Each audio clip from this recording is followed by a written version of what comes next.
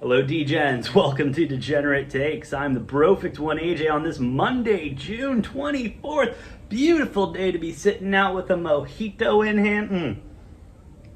It's a good day to be a D-Gen. Let me tell you who it's not a good day to be, though. And that would be the Houston Texans and anyone that works for them. Coming out today, on top of all of the other bullshit that's been going on with Deshaun Watson and everything, the Texans are now being sued by one of the 24 women for knowing and not doing anything about what Deshaun was doing.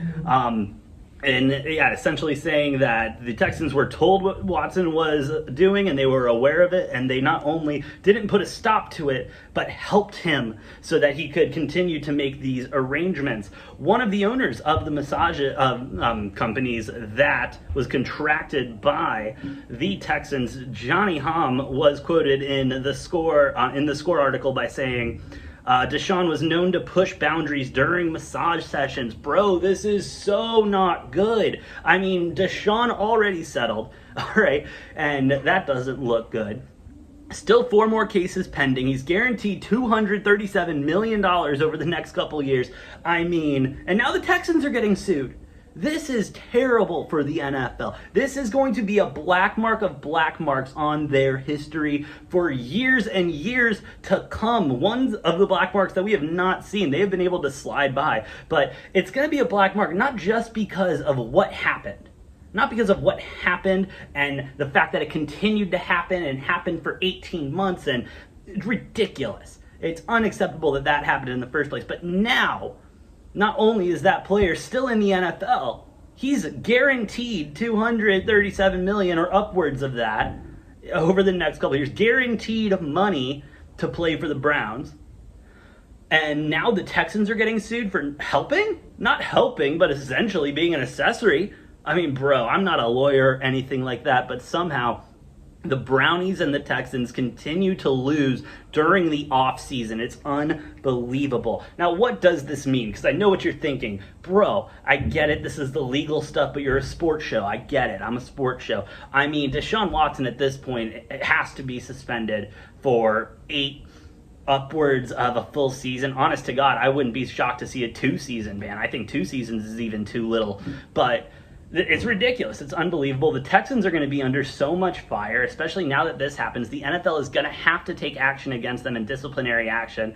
And so what does that mean? Losing draft picks, losing OTA time, losing minicamp time. I mean, there is a plethora of things the NFL can do to make the the Texans hurt for this. And the Texans should hurt for this. Not only is that organization a complete dumpster fire from the start, sending DeAndre Hopkins away for a bag of balls a couple years ago. Again, thank you, Bill O'Brien. The Arizona Cardinals love him. J.J. Watt wanted out of that organization, almost fought the head coach. Again, thank you, Bill O'Brien and the Texans, for J.J. Watt. And the Texans are just such a mess. And they got a young quarterback, Davey Mills. He is an exceptional talent, but no one's talking about him because whenever you hear the word Texans, whenever you hear that, you just think of Deshaun Watson and the bullshit going on right now. It's not fair to Davey Mills. It's not fair to this young, up-and-coming Texans team that's going on.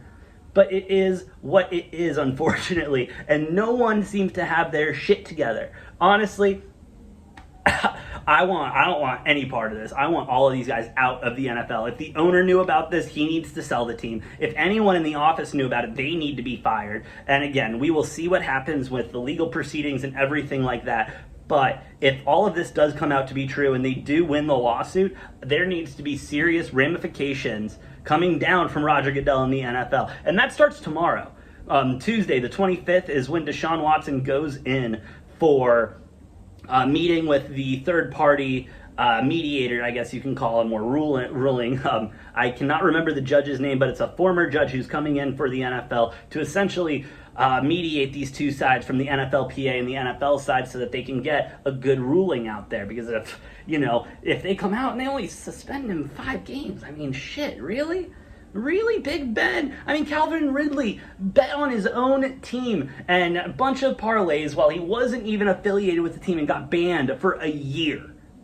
He got banned for a year for gambling in a legal state. He was doing something completely legal, and he got banned for a year because it was a bad image on the Shield. And so what? This isn't a bad image? Not only has he now settled, and again, no criminal charges were filed, the civil suits were still going on, etc., etc. Legal system will do what it does. However, it's been over 2 years now that we've been talking about this. This is terrible for the NFL brand, terrible for the Texans, terrible for the Browns, terrible for Deshaun Watson. No one looks good coming out of this.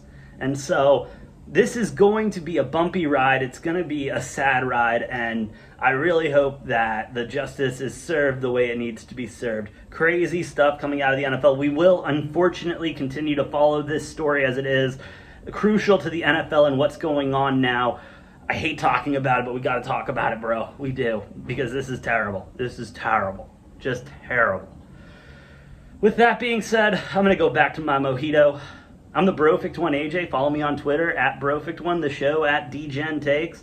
And hey, if you like the content, please like, share, and subscribe down below. Help us fight that YouTube algorithm. It can be a bitch and a half sometimes.